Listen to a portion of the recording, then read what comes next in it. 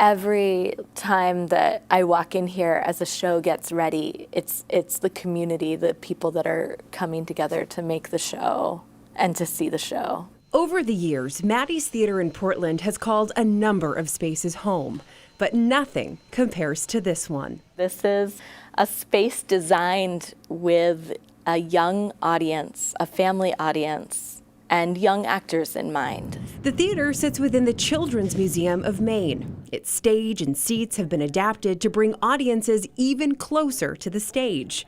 Reba Ascari, the theater's artistic director, says this gives guests a unique viewing experience and makes them feel like they're part of the show. So often we think of theaters as this place where you have to come and you have to be really quiet, right? Or like you have to sit really still and watch, and that's not what we are at all. Like, we have a giant climber that you walk by before you come to the theater, and like, we purposely don't open our house early so that kids can play on that climber and like get some energy out. We have a soundproof viewing gallery built into our theater so that if somebody has a crying baby or somebody needs just a place to cool down, there's a room that is totally soundproof, and it's a great place to watch the show. The theater also comes equipped with a teaching tech booth. There's a young person here running the sound, a young person here running the lights. It's designed with young learners in mind, who are looking to dabble in work behind the scenes. So we really want young people, teenagers, running our boards. So we wanted to build a teaching tech booth, and we actually have a technical coordinator on staff who is like just so overjoyed and excited about teaching tech theater. That love for teaching and children stems all the way back to the theater's founding in 1924.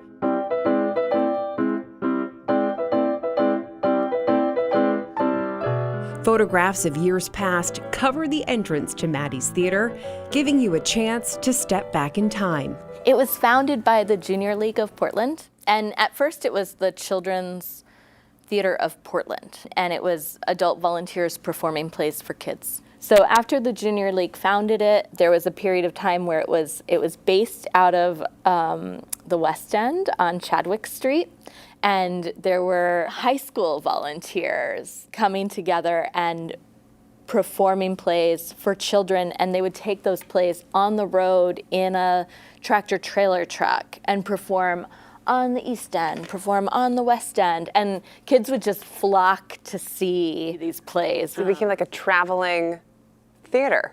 Absolutely, yeah. I believe in the 40s, the Children's Theater traveled to New York City, which must have just been like mind-blowing for these actors, and they performed in Central Park.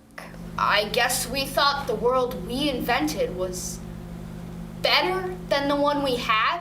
The theater was officially dubbed Maddy's Theater in 2020 and opened to the public that summer. It was named by Madeline Corson, a longtime board member of the theater, after her mother, who bears the same name and performed there in shows when she was a child. What makes this place so special?